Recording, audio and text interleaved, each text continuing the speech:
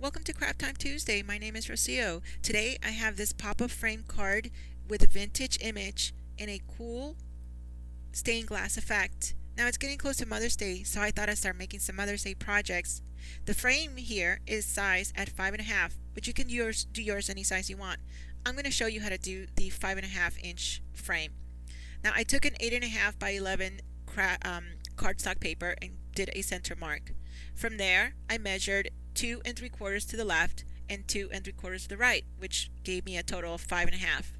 I turned the page to vertical orientation and did the same thing. So now I'm going to have a frame that's 5.5 all around. From those initial marks, I added 3/4 to the right and to the left. Also, an additional quarter. Now, that gives it a complete total of 1 inch.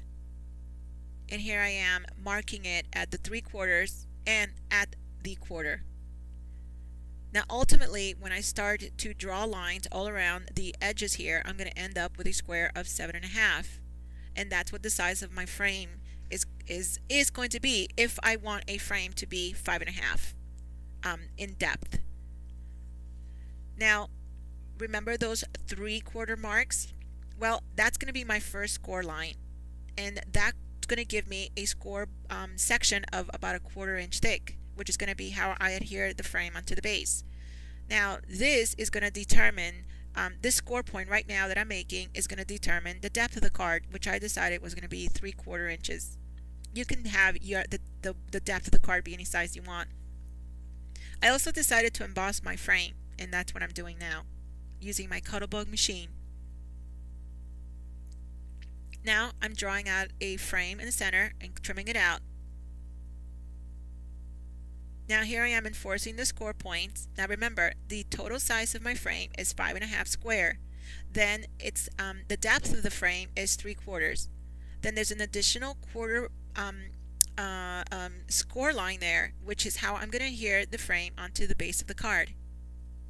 Next, I'm going to show you how to do the stained glass effect using some plastic craft paper and some acrylic paints along with a Sharpie pen marker. Here I am sizing down my plastic craft sheet to size, and I'm using my Sharpie and my straight edge to create some random triangles all around, but you can do whatever shape you want. I also used a fine tip Sharpie for those thin lines. Next, I used some acrylic paints that I mixed to create whatever color palette I wanted. I decided to stick to pastels. Make sure that your paint is runny and that you paint within the lines.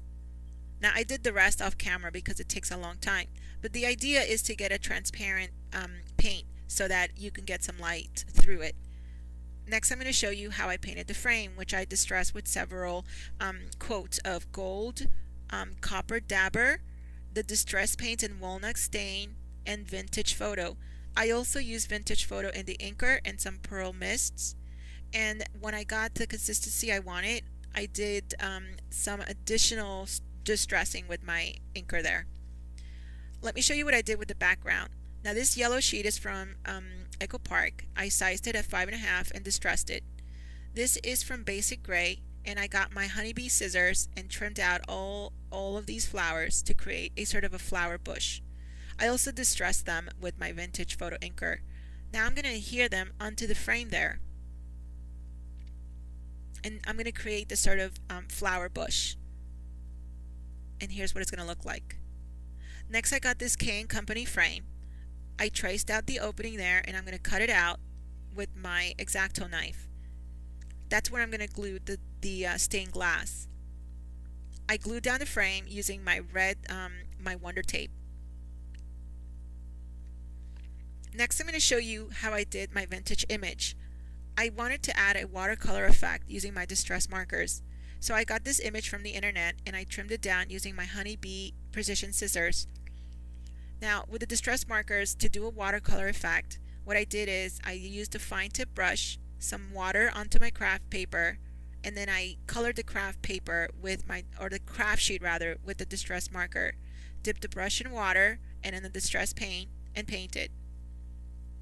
Now you have to be really careful not to go overboard because you can really warp the paper. Here's a close-up. When I trimmed out my image there, I left an additional 1/4 inch white border because I'm going to use some foam adhesives to elevate the image from the bush flower. I added a considerable amount of foam adhesives. Now here I am making sure that everything is dry. And here is the effect. So I have the flowers adhered to the frame, and with the foam adhesives, the image is adhered to the flowers, and you get this sort of more dimension to the whole thing. Next, I use my Wonder Tape to glue down the backdrop onto the base of the card, which is also sized at 5.5. I'm also trimming out that rectangle shape for the frame so I can lie through. Here's that stained glass that I'm going to glue down. Now for the inside, I use a combination of EcoPark papers and Gina K Design. This is the actually Basic Gray, and Gina K Design. The Basic Gray flower paper there is sized at 5.25, and the Gina K Design Ivory there is sized at 5. Now this is the sentiment I used. This is from Fiskars. It's called Thank You, and I inked it up using my Memento ink in chocolate. I also distressed both sheets of paper with my Vintage Photo Distress ink. Now I'm using my Tim Holtz ruler and my distress marker in the fire brick to create a faux stitching effect all around. I also spritzed the paper with water to create that vintage water fade out. Here's my Mono Multi glue, and that's how I glued my stained glass, quote unquote. I added a little more Memento ink onto the embossed raised sections of the frame, and I was done. As you can see with some of the photos, you can see the see-through stained glass effect that I really was going for. I hope you enjoyed this video. It's a lot easier than it looks and a lot of fun to make. Thank you for stopping by. For more information on all the products used, please visit my website at www.theblankpapyrus.com. Leave me any comments or questions. Have a great Tuesday and see you next time.